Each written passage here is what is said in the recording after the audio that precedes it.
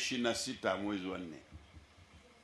Leo ni kilele cha siku ambayo miaka 61 iliyopita nchi zetu mbili ziliungana na kuwa nchi moja.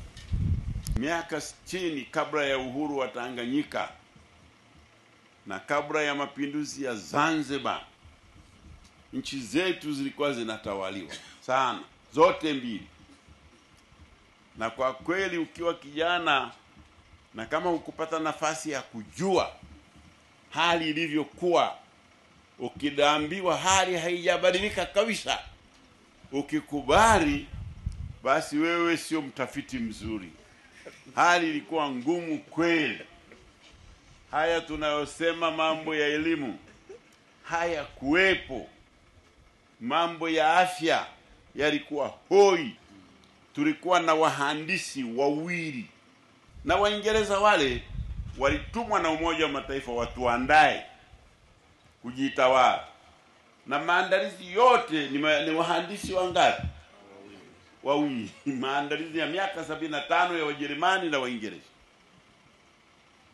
Hiyo ndio hali ilivyokuwa. Madaktari, daktari wakati tunajitawala alikuwa mmoja Mwafrika. Hiyo ndio ilikuwa hali halisi. Muijue nchi yenu, msipoijua mtadanganywa sana. Hali ilikuwa hivyo hivyo Zanzibar, hali ilivyokuwa hivyo hivyo Tanganyika.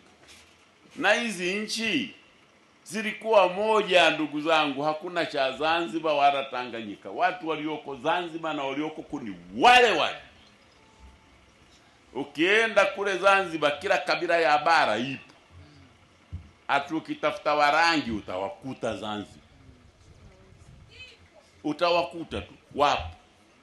Zanzibar ilipopata msukosuko wa kupoteza, maana walidhulumiwa sana Wazanzibari. Walikuwa wanapewa majimbo machache watu wengi, na watu wengi wachache wanapewa majimbo mengi. Hata ukipiga kura wachache ndio wanashinda. Katika mazingira ya msukosuko huo, na kutoka Zanzibar kuja Dar es Salaam kwa ndege dakika 15, ndege ya kiraia, ndege ya kijeshi sekondi ngapi?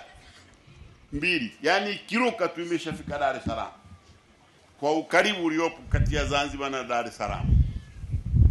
Kwa hiyo kuwa na nchi mbili kama hazielewani, matatizo ya usalama yalikuwa makubwa sana. Kwa hiyo moja katika sababu zilizofanya tukaungana ni kuweka nguvu ya pamoja kwa ajili ya kuweka amani, ambayo ndio msingi wa maendeleo yote mnayoyaona. Sasa wanasema mliungana kwa nini? Tuliungana kwa sababu tulikuwa tunajiandaa kuweka nchi moja yenye amani kwa ajili ya maendeleo ya kizazi cha wakati ule na kizazi cha sasa na vizazi vinavyokuja. Vinginevyo isingeliwezekana. Tungekuwa tunahangaika na majeshi na kuweka silaha za kuangusha ndege za adui zinazoruka kutoka Zanzibar au zinaruka kutoka Tanganyika kushambulia Zanzibar. Kwa tusingeweza kuendelea. Haya mnayoyaona huku yasingekuwepo, maana tungekuwa tunatumia pesa nyingi kwa ajili ya ulinzi. Maana kupanga ni kuchagua, na hiyo sababu imeweka msingi wa amani kwa miaka 60 yote. Na nenda Google katika dunia ya Afrika, utafute nchi inayofanana na Tanzania kwa amani na utulivu na kwa umoja. Hakuna. Haipo. Waacha umoja wa nchi mbili, hata umoja wa Tanzania tu hapa ndani wa Tanganyika.